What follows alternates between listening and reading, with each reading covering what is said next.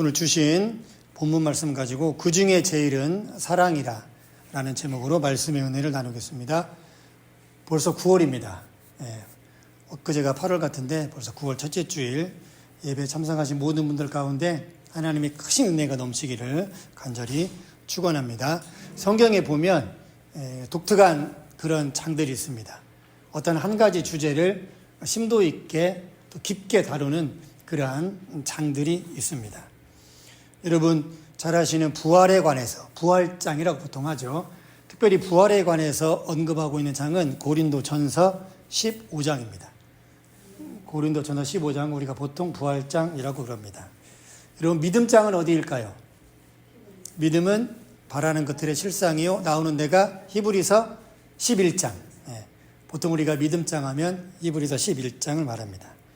그 다음에 천국장은 어디일까요? 먹는 거 말고, 먹는 전국장 말고 전국장, 마태복음 13장 하고 요한계시록 21장, 22장을 보통 우리가 천국장이라고 합니다. 천국장이 아니라 천국장.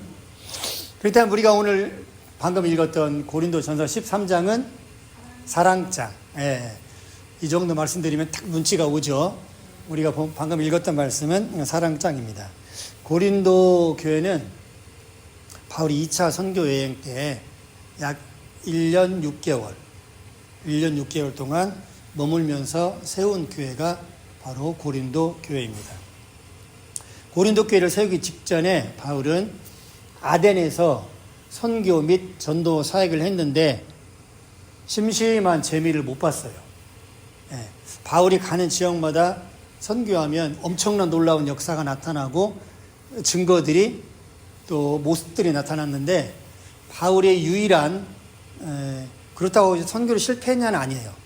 열심히 증거했는데 바울이 기대한 만큼 또 우리가 기대한 만큼 결과가 나타나지 않았던 지역이 고린도 교회를 세우기 직전에 갔던 아덴입니다. 아덴은 지금으로 말하면 여러분 잘 아시듯 아테네, 그리스 아테네입니다.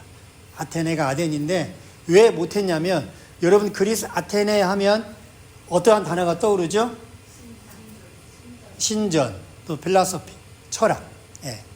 소크라테스, 플라톤, 아리스토텔레스 이런 철학의 본산이 그리스 아덴, 아테네예요. 그래서 바울이 아덴에서 전도했을 때 이 사람들은 어떻게 받아들였냐면 하나님 또 아들이신 예수 바울이 목이 터져라 전하면 이들은 또 하나의 신 제우스 이런 또 하나의 신 또 다른 신 정도로만 이해했습니다. 여러분 세계 최초의 대학이 어디인지 아세요? 어떤 대학 이름인지 아세요? 플라톤이 세운 아카데미아. 플라톤이. 그래서 우리가 한국에서 보면 아카데미 도플, 아카데미 학원 이런 거 있죠. 플라톤이 세운 아카데미아가 바로 세계 최초의 대학입니다. 대학. 그게 아덴에. 그래서 아덴은 여러분 수사학이 뭐냐면 말하는 거. 말로 서로 논쟁하고 어떠한 정반합 결과를 이끌어내는 게 그런 게 수사학입니다. 그래서 아덴은 이런 수사학, 철학, 인문학, 심리학 이런 것들이 굉장히 발달했죠. 그러니까 바울이 하나님을 전해도 복음을 전해도 또 다른 신, 또 다른 하나의 신이 나타났구나 이 정도. 그래서 바울이 아덴에서 선교에 어떤 심심한 재미를 보지 못하고 그 다음에 가서 세운 교회가 고린도 교회인데 바울이 교회를 참 많이 세웠죠. 바울은 교회를 세우고 지도자한테 맡기고 또 떠나서 세우고 맡기고 떠나서 세우고 바울은 이런 선교를 했습니다. 바울이 많은 교회를 세웠는데 바울이 세운 교회 중에서 가장 부유하고 가장 큰 교회가 바로 우리가 읽었던 고린도 교회입니다. 반면에 바울이 세운 교회 중에서 가장 가난하고 연약하고 힘이 없었던 교회는 성약교회가 아니라 데살로니가 교회. 데살로니가. 성약교회 아닙니다. 성약교회는 하나님이 가장 기뻐 받으시고 찾으시는 그런 신앙 공동체가 될 줄로 믿어 의심치 않습니다. 그런데 공교롭게도 바울의 선교 여행, 전도 여행 중에 바울이 선교비를 부탁을 하거든요. 선교비를. 왜냐하면 바울은 물론 자비랑이었어요. 텐트 메이킹. 여러분 다 들어보셨죠? 우리가 보통 바울은 자비랑 선교사라고 텐트 메이킹 하는데 여기서 말하는 텐트는 우리가 캠핑 갈 때 치는 그런 텐트가 아닙니다. 여기서 말하는 신약시대 바울의 직업의 텐트 메이킹은 군수업이에요. 군수업. 창과 방패와 갑옷을 만드는 것. 바울은 그런 업에 종사했습니다. 우리가 보통 텐트 메이킹 하면 캠핑 갈 때 쓰는 텐트를 말하는데 그게 결코 아닙니다. 그게. 그래서 바울은 군수업에 종사했던 그런 사람이었고, 그리고 자기의 잡을 통해서 돈을 만들었지만 그래도 부족할 때는 세운 교회마다 어떤 후원을 정했는데, 그러면 어디가 후원해야 할까요? 가장 큰 교회, 한 주에 헌금이 몇만 불씩 나오는 고린도 교회가 후원해야 되는데, 아이러니컬하게도 공교롭게도 가장 어려웠던 데살로니가 교회가 후원합니다. 참 희한해요, 보면. 그래서 내 수중에 어카운트에 돈이 많다고 헌금하고 도네이션하고 돕는 건 그런 분도 계시지만 그거는 꼭 아닌 것 같더라고요. 데살로니가 교회가 얼마나 가난했냐면 먹을 게 없어가지고 성도들이 하루에 한 끼 정도를 식사했다는 그러한 신학적인 연구 보고서가 있어요. 그래서 그 데살로니가 교회 주로 분포도는 젊은 사람들은 이때 당시는 뭐 로마가 땅을 빼앗고 전쟁하는 그런 때였으니까 전부 다 징병되고 연로하신 분들, 여인들, 어린이들이 주로 구성되었던 교회가 바로 데살로니가 교회입니다. 이게 얼마나 약해요. 헌금도 많이 나오지도 않고 교회도 정말 어려운데, 그런데 바울의 선교를 가장 먼저 후원한 교회가 고린도 교회가 아닌 데살로니가 교회입니다. 이렇게 화려하고 큰 교회였던 고린도 교회가 정말로 모든 게 다 좋을 것 같았던 교회가 그렇지만은 않습니다. 그래서 우리 목회자들에게 있어서 모든 교회에서 일어나는 모든 분쟁의 백과사전은 고린도 전서라고 말합니다. 고린도 전서를 보면 교회에서 일어나는 모든 문제들의 정답, 해답이 다 착착착 나와 있다라는 그러한 책이 바로 고린도 전서입니다. 어떠한 문제가 있었냐면 먼저 서로 찌그락찌그락 했습니다. 나눠졌어요. 네. 바울파, 아볼로파, 게바파 이렇게 나눠졌어요. 나는 누구, 나는 누구, 나는 누구 이렇게 나눠졌습니다. 고린도 교회를 세운 사람이 바울 아니냐? 그래서 바울파. 아니다. 바울은 열두 사도도 아닌데 나는 게바, 베드로. 예수께서 가장 사랑하셨던 베드로가 최고다 해서 베드로파. 아니다. 어떻게 사람을 보고 신앙생활을 할 수 있느냐? 그리스도. 오직 하나님의 아들이신 예수만이 우리의 주인이다. 이렇게 해서 교회가 사분온열됐습니다. 또 고린도 교회에 있었던 문제는 성적인 타락. 이게 굉장히 심했습니다. 또한 성만찬의 문제. 지금은 우리가 그러질 않는데 이 초대교회 당시에는 성찬식 끝나고 애찬식이 있었어요. 애찬식. 이거를 지금으로 비교하면 우리 주일 예배 끝나고 친교하죠. 이제 그런 거 생각하시면 됩니다. 애찬식이 있었는데 어떤 문제가 고린도 교회에 있었냐면 부자와 가난한 자들이 서로 나뉘어졌어요. 그래서 부자들은 자기 집에서 음식을 맛있는 거, 퀄리티 높은 거 준비해오면 자기들끼리만 그룹을 지어서 테이블을 만들어서 소외된 자들, 가난한 자들, 부족한 자들을 참여시키지 않았습니다. 이게 고린도 교회 또 하나의 문제였어요. 그래서 좀 부자들은 부자들끼리 애찬식을 하고 가난한 사람들은 가난한 사람들끼리 애찬식을 하는 이러한 문제가 있었습니다. 또한 은사의 문제, 방언의 문제, 방언 토경의 문제, 이런 은사의 문제들이 굉장히 많이 나타났습니다. 또 하나 결혼의 문제. 믿지 않는 사람들과 결혼을 하는 것이 옳냐 옳지 않냐, 이런 결혼의 문제 고린도 전서에 나와 있습니다. 또한 고린도 전서 15장 서두에 말씀드렸죠. 부활장 하면 어디라고요? 고린도 전서 15장. 이들은 부활을 믿지 않았습니다. 일부가. 예수 가연설이야. 이 말은 가짜라는 말이에요. 가짜. 실존한 인물이 아니라는 말이 가연설입니다. 그러니까 고스트라는 말이야. 귀신. 예수는 실존한 인물이 아니었다. 그러니까 우리가 지금 예배하는 것은 옳지 않다. 이런 논쟁이 고린도 전서 15장에 있었습니다. 이렇듯 바울은 많은 교회들을 세웠는데 그 중에 가장 크고 화려하고 사람도 많았고 헌금도 많이 나왔던 은사도 많았던 똑똑한 사람도 많았고 그렇죠. 그런데 반면에 가장 문제가 많았던 교회가 바로 고린도 교회였습니다. 그 중에 바울은 13장 사랑장으로 대표되는 13장 통해서 우리에게 어떤 말씀을 하시는지 1절 말씀 같이 한번 읽어보겠습니다. 시작. 사랑이 없으면 소리나는 구리와 울리는 꽹과리가 되고. 아멘. 여러분, 우리 주변에 보면 참 언변이 뛰어나신 분이 있어요. 여기에 플라스터에서 말을 참 부드럽게 하는 사람들이 있어요. 그러죠? 그런데 어떤 사람은 대화하면 첫 마디부터 기분 나빠. 그리고 그런 사람은 말하고 싶지 않죠. 기분 나쁘죠. 예. 여기다 보니까 천사의 말을 한다 그래요. 여러분 주변에 천사의 말 하시는 분 아마 있을지도 몰라요. 저는 아직까지 천사의 말까지는 아닙니다. 정말 죄송합니다. 천사의 말이란 부드럽고 따뜻한 말, 사람의 마음을 정말로 안정감 있게 평안하게 해주는 말, 이런 천사의 말을 하는 사람. 또 사람의 방언. 여러분 방언기도 하시는 분, 뭐 안 하시는 분 뭐 있고 그러는데, 방언에 대해서는 나중에 제가 설교할 기회가 있으면 따로 설교를 하도록 하겠습니다. 여기 보면 사람의 방언 말합니다. 보통 우리가 방언 기도 하시는 분들의 공통적인 의견을 들어보면 방언 기도를 하면 좀 더 깊은 기도를 한다 그래요. 이거는 공통된 의견들이더라고요. 그런다고 침묵 기도, 묵상 기도 하시는 분들은 기도를 못하냐? 그건 아닙니다. 그건 아닌데, 이렇듯 천사의 말, 정말로 부드럽고 따뜻하고 온유한 말, 그 다음에 하나님 앞에 드리는 방언, 깊은 기도를 한다 할지라도 1절에 보니까 뭐가 없으면, 사랑이 없으면 소리나는 구리와 울리는 꽹과리가 된다는 말이에요. 이 말은 무슨 말일까요? 시끄럽다는 말이에요. 시끄럽다는 말.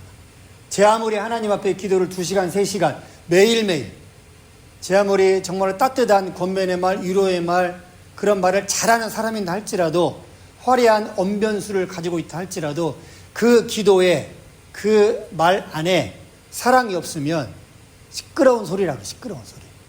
또 2절 말씀 한번 읽어볼까요? 시작. 내가 예언하는 능력이 있어 모든 비밀과 모든 지식을 알고 또 산을 옮길 만한 모든 믿음이 있을지라도 사랑이 없으면 내가 아무것도 아니요. 여러분 주변에 예언하는 분 혹시 계십니까? 여기 보니까 예언하는 능력이 있다 그래요. 고린도 전서에서 말하는 예언은 뭘까요? 우리가 보통 흔히 얘기하는 노스트라다무스처럼 둥그런 굿을 이렇게 막 문지르면 1992년, 제가 대학교 1학년 때니까 1992년 10월 28일에 이 지구가 멸망할 것이다. 여러분 혹시 기억하세요? 한국에? 그때? 네, 그렇죠. 담에서. 그때 제가 대학교 1학년이었어요. 생생히 기억합니다. 10월 28일 마지막 날이었어요. 그때 제가 이제 막 교회를 다닌 지 얼마 안 때였는데, 그래서 제가 어떠한 생각이 있었냐면, 여린 마음에, 여린 믿음에 10월 27일 날 자는데 10월 28일 날 내일 아침에 나 혼자만 눈 뜨면 어떻게 하지? 무슨 말인가 아시죠? 다 믿음으로 들림 받고 나 혼자만 이 땅에 남아서 하나님의 징계를 받으면 나 어떻게 하지? 나 구원 못 받는데. 그래서 이 10월 27일 날 저녁에 잠을 자는데 막 두근두근 하더라. 두근두근. 다른 사람들은 다 들림 받아서 영원한 천국에 갔는데 나 혼자만 이 땅에 남아있으면 어떻게 하지? 그런 앳된 생각을 한 적이 있습니다. 여기서 말하는 예언은 그런 말이 아니에요. 헬라어 원문을 보면 고린도 전서에서 말한 예언은 하나님의 말씀으로 누군가에게 신앙의 상담, 신앙의 권면을 하는 것을 예언이라 그래요. 하나님 말씀으로. 우리가 몇 년도 몇 월 며칠에 뭐가 일어날 것이다. 그게 아닙니다. 그거는 점이죠. 점 치는 거. 이렇게 하는 건 점 치는 겁니다. 이렇게 하는 건. 여기서 말하는 거는 그게 아니에요. 그러니까 하나님 말씀으로 저같이 설교를 하거나 또 권면을 하거나 사랑을 하거나 또 우리 권사님들 또 장로님들 신앙이 연륜이 오래되신 분들이 신앙이 초신자들에게 가르칠 수 있죠. 신앙생활에 대해서, 믿음의 생활에 대해서. 그런 걸 말합니다. 또 모든 비밀과 모든 지식을 알고. 여러분 우리 주변에 보면 진짜 똑똑한 사람이 있어요. 특히 이민사회. 저는 얼마 안 겪게 왔는데 그런 분들이 있더라고요. 무슨 말만 하면 다 한대. 집 사는 거, 뭐 자동차 하는 거, 이런 주변에도 지금 누군가 스쳐 지나가죠. 그러니까 입가에 지금 미소를 살짝 띄우시는 것 같아요. 뭐만 물어보면 다 한대. 이건 이렇게, 이건 저렇게, 이건 저렇게. 모든 미국 이민 생활의 뭐 정착과 이런 모든 것들은 진짜 만물 박사 이런 분들이 있어요. 보면은 어디 가면 돼, 뭐 하면 돼, 뭐 하면 돼. 나만 따라와, 내가 해줄게. 교회 내에도 마찬가지예요. 뭐만 하면 다 하는 분들. 그런 모든 지식. 또 보면 산을 옮길 만한 모든 믿음을 말합니다. 여러분, 산을 옮길 만한 믿음은 어떤 믿음일까요? 부끄럽고 죄송하지만 이 앞에 설교하는 저는 아직 제 믿음으로 산을 옮겨보지는 못했습니다. 정말 죄송합니다. 여기 2절 보니까 산을 옮길 만한 믿음, 정말로 훌륭한 믿음, 흔들리지 않는 믿음, 고결한 믿음, 정결한 믿음 같아요. 이런 이해하는 능력, 이런 해박한 지식, 그 다음에 그 누구도 범접할 수 없는 그런 믿음이 있다 할지라도 뭐가 없으면? 사랑이 없으면 아무것도 아니라 그래요. 여기서 아무것도 아니라는 말은 nothing입니다. nothing. 이렇게 보면 하나님 참 너무하신 것 같아요. 이 정도 열심히 했으면, 내가 교회를 위해서 이 정도 열심히 했으면, 우리 한국 사회에는, 한국인들 가운데는 그런 게 있잖아요. 에이, 그래도, 그러죠. 애누리라고 하지, 애누리. 그래도, 이 정도 했는데, 이 정도 좀 봐줘. 이런 어떤 기본적인 정서가 있는데, 여기 1절, 2절 보면, nothing. 이거는 무슨 말이냐면, 제로. 제로라는 거예요, 제로. 인정하지 않겠다는 거예요. 뭐가 없으면? 사랑이 없으면. 제 아무리 이해하는 능력, 해박한 성경 지식을 가지고 저처럼 설교한다 할지라도, 해박한 성경 말씀, 신앙생활의 규칙들, 제도들, 이런 모든 것들을 알고 있다 할지라도, 또한 엄청난 믿음, 누구도 따라올 수 없는 1대, 2대, 3대, 4대, 5대 그런 가문의 믿음, 신앙의 유산, 믿음의 전통을 받은 그런 훌륭한 믿음이라 할지라도 그 안에 사랑이 없으면 I am nothing, 아무것도 아니라는 말입니다. 또 3절 볼까요? 3절 한번 읽겠습니다. 시작. 또 내 몸을 불사르게 내줄지라도 사랑이 없으면 내게 아무 유익이 없느니라. 아멘. 3절은 더합니다. 내가 내게 있는 모든 것으로 구제하고 또 내 몸을 불사르게 내줄지라도. 이 말은 무슨 말이냐면 헌신이에요. 헌신. 헌신, 봉사, 희생 이런 걸 말합니다. 우리 교회에서 많이 하잖아요. 아마 3절이 더 많이 가슴속에 와닿을 것 같습니다.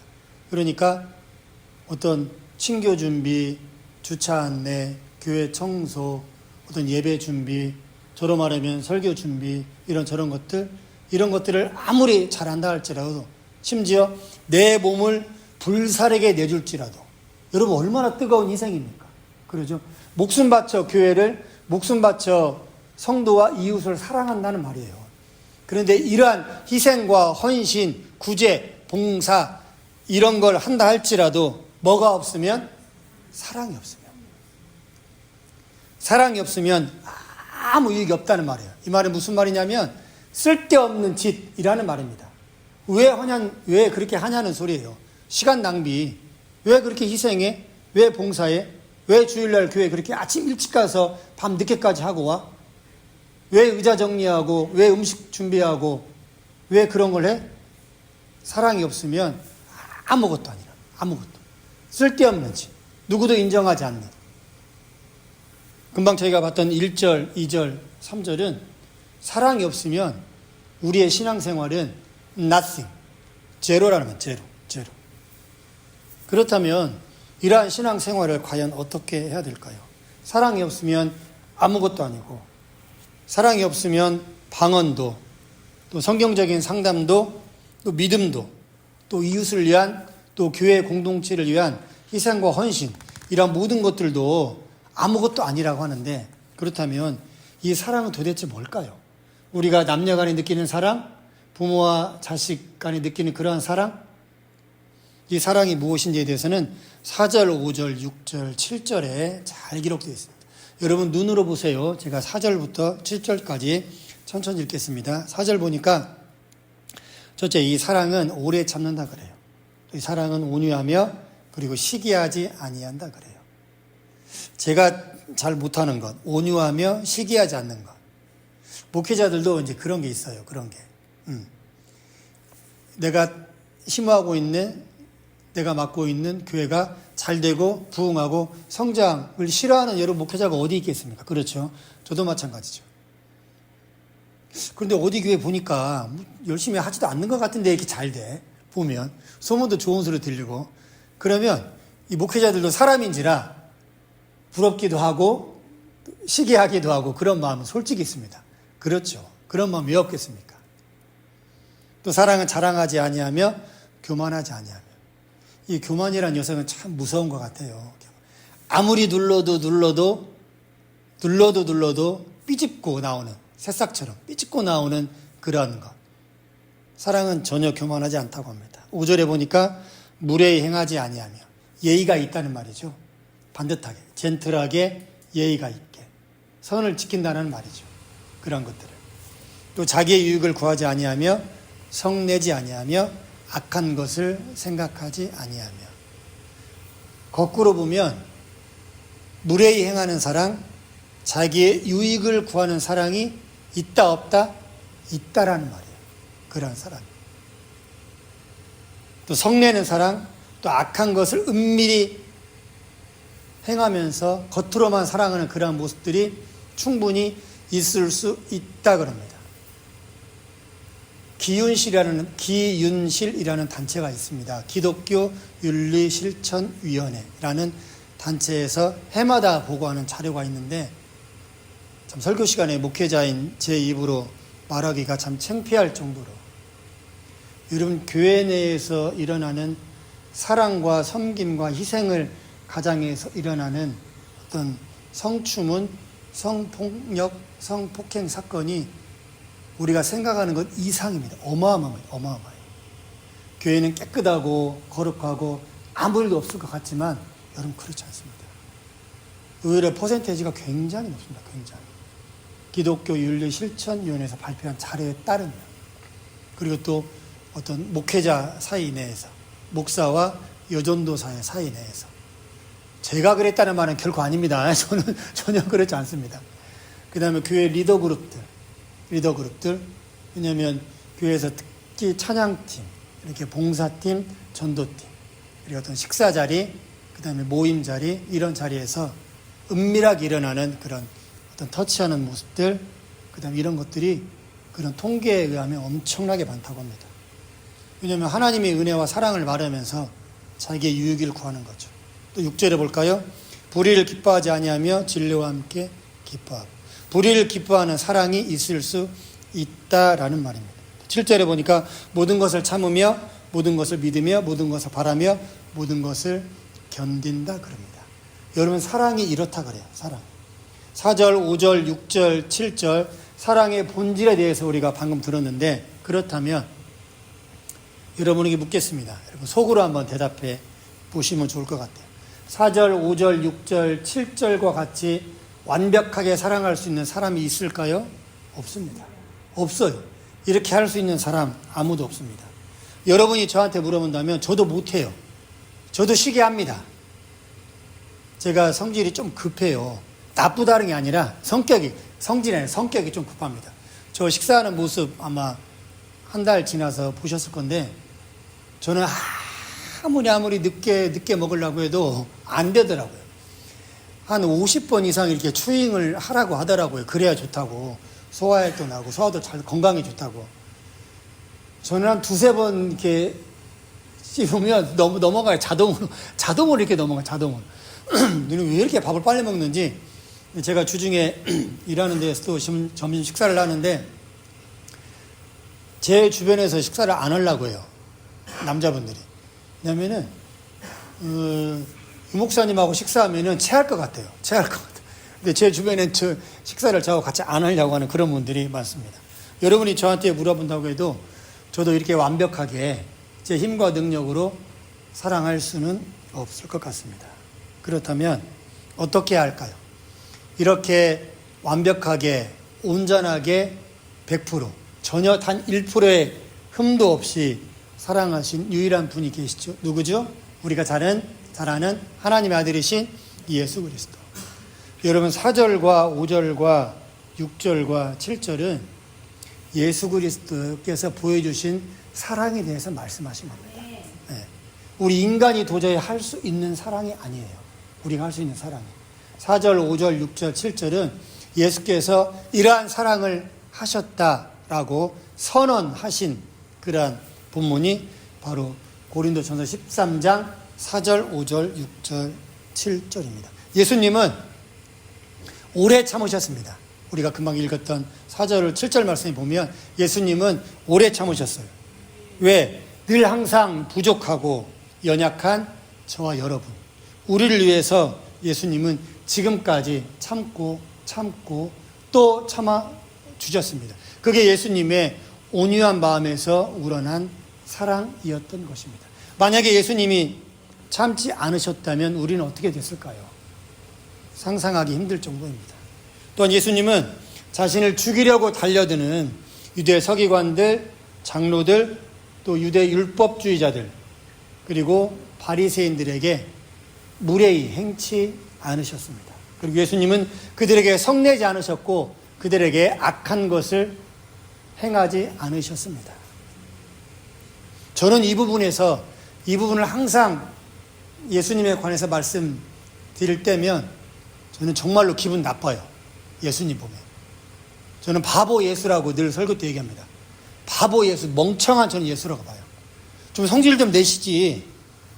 좀 화도 내시고 또 분도 내시지. 예수님께서 못하셔서 안 하셨을까요? 아니죠. 자기를 죽이려고 달려드는 유대인들, 랍비들, 서기관들, 그들을 향해서 예수님은 한마디도 하지 않으셨습니다. 만약에 저였다면 어떻게 했을 것 같아요? 저였다면. 성질 급한, 성격 급한 유목사였다면 열받잖아요. 정말 아무 잘못도 없는데 그 예수님을 향해서 죽기 살기로 달려드는, 어떻게든 저 청년 예수 죽여야 되겠다. 자신들의 정치적인 목적을 위해서 그들은 예수를 죽이려고 했던 것입니다.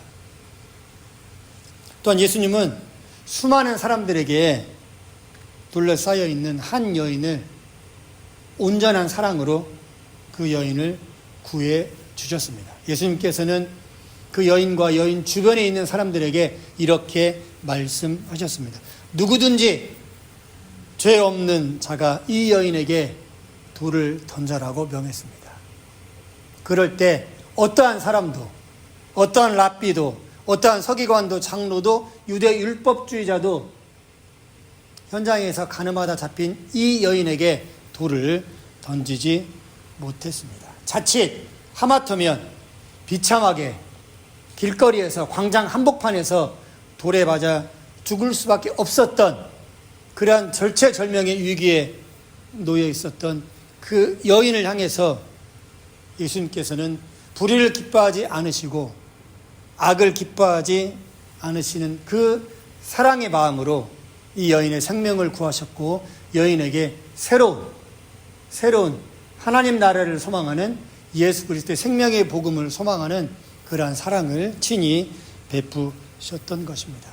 또한 예수님께서 우리에게 베푸셨던 가장 클라이막스의 사랑은 이것입니다. 많은 사람들은 예수님의 머리에 강제로 힘으로 가시멸관을 덮어 씌우셨습니다. 이로 인해 예수님의 온 몸에는 붉은 피가 흘러내리기 시작했던 것입니다. 또한 예수님의 양 손목과 양쪽 발목에는 대못, 엄청나게 큰 대못이 박히게 되었습니다. 또한 로마의 병사들은 엄청나게 뾰족한 날카로운 서슬퍼런 뾰족한 창 끝으로 예수님의 이쪽 옆구리에서 저쪽 옆구리로 관통을 시켰습니다. 이 창의 찔림으로 예수님의 뼈는 산산조각이 났습니다. 산산조각이 난 뼈는 예수님 몸 안에 있는 모든 장기들을 하나씩 찢어놓기에 이르렀던 것입니다. 이러한 극한의 고통 속에서도 예수님은 우리를 사랑하셨습니다. 우리를 사랑하셨기 때문에 예수님은 7절 말씀 보시면서 제가 설교하겠습니다. 우리를 너무나 사랑하셨기 때문에 예수님은 참았습니다. 모든 것을 참았습니다. 그리고 하나님께서 다시금 나를 이렇게 세우실 거라는 것을 예수님은 믿었습니다. 모든 것을 믿었습니다. 그리고 또한 예수님은 자신의 죽음으로 인해서 자신의 택한 백성들이 죄에서 용서받을 수 있다는 것을 바라며 그렇게 예수님은 십자가의 모진 고통을 견디셨던 것입니다. 여러분, 이게 고린도전서 13장 7절 말씀입니다. 우리가 남녀 간에 이루는 사랑, 부모와 자식, 자식과 부모 간에 이루는 그러한 사랑이 아닙니다. 그래서 고린도전서를 사랑장이라고 부르는데, 여기에서 말하는 사랑은 인간의 말로 다 표현할 수 없는, 인간의 언어로, 지구상에 존재하는 인간의 언어로 다 표현할 수 없는 사랑이 바로 고린도전서 13장의 사랑장인 것입니다. 바울은 이러한 고린도 교회를 향해서 13절에 이렇게 말하고 있습니다. 13절 같이 한번 읽어볼까요? 시작. 그런즉 믿음, 소망, 사랑 항상 있을 것인데 그 중에 제일은 사랑이라. 아멘. 고린도 교회에 가장 필요했던 게 뭘까요? 사랑이었습니다. 우리 성약교회에 가장 필요한 건 뭘까요? 여러분의 판단에 맡기겠습니다. 그래서 바울은 믿음, 소망, 사랑 그 중에 제일은 사랑이라 그럽니다. 어떠한 교회는 믿음, 소망, 사랑 그 중에 제일은 믿음이라, 이러한 교회도 있을 수 있습니다. 고린도 교회는 사랑이 가장 필요했던 것입니다. 다른 거는 많았습니다. 서두에 말씀드렸듯 은사와 모든 게 풍족했던 교회가 고린도 교회였습니다. 그러나 그 이면에 이들은 예수님의 사랑이 전혀 없었던 것입니다. 그래서 바울은 믿음, 소망, 사랑 그 중에 지금 고린도 교회에 가장 필요한 건 사랑이라고 이렇게 경고하면서 그렇게 권면하는 것입니다. 이제 설교 말씀을 맺도록 하겠습니다. 사랑하는 여러분, 구약 성경에서는 사랑에 대해서 이렇게 말합니다. 몸과 마음과 뜻을 다하여서 주 너의 하나님을 사랑하라 말하고 있습니다. 그런데 예수님께서는 구약의 모든 말씀, 율법에 더 승화시켜서 더 온전하게 해서 요한복음 13장 34절에 이렇게 말씀하고 있습니다. 새 계명을 주노니 서로 사랑하라. 내가 너희를 사랑한 것처럼 너희도 사랑하라. 중요한 포인트, 놓치지 말아야 될 것. 내가 너희를 사랑한 것처럼. 여러분, 굉장히 중요합니다. 우리는 내 기준대로, 내 마음대로 사랑합니다. 아니에요. 하나님을 아버지라 부르는 사람, 예수 그리스도를 주로 고백하는 사람은 내 이성과 내 기준과 내 마음대로, 내 마음에 드는 사람은 사랑하고 꼴보기 싫은 사람은 사랑하지 않고, 여러분, 이건 사랑이 아닙니다. 요한복음 13장 34절을 여러분 꼭 기억하시길 바랍니다. 예수님께서는 내가 너희를 사랑한 것처럼 너희도 서로 사랑하라 그래요. 그러니까 우리는 우리 마음대로 사랑하면 안 돼요. 이걸 몰라요, 많은 사람들이. 내 마음대로 사랑하려고 그래요. 아닙니다. 내가 너희를 사랑한 것처럼 너희도 사랑하라. 예수님께서 어떻게 사랑하셨죠? 제가 조금 전에 말씀드렸습니다. 예수님의 사랑의 크라이시스, 가장 극치, 십자가의 죽으심. 예수님의 사랑을 몇 가지 단어로 요약하면 희생, 헌신, 사랑, 섬김입니다. 이렇게 사랑하라는 거예요. 내 이성적인 기준으로 내 마음에 들면 사랑하고, 그렇지 않으면 이게 오늘날 많은 교회들이 가지고 있는 사랑의 단점입니다. 고린도전서 13장은 이러한 사랑을 반주해 나오시죠. 이러한 사랑을 우리에게 말하고 있습니다. 바라옵기는 우리 성약교회가 이런 사랑이 넘치는 공동체가 되면 참 좋겠습니다. 오늘 설교의 제목, 그 중에 제일은 사랑이라입니다. 내 마음대로 사랑하지 말고 내 기분대로, 내 이성적인 기준으로 사랑하지 말고 예수님께서 말씀하셨듯 내가 너희를 사랑한 것처럼, 내가 너희를 이렇게 사랑했듯 너희도 이렇게 사랑하라. 여러분, 자리에 함께 일어서시죠. 우리 좋으신 하나님 찬양하고 하나님 앞에 잠깐 기도합니다. 우리 좋으신 하나님 함께 찬양합니다.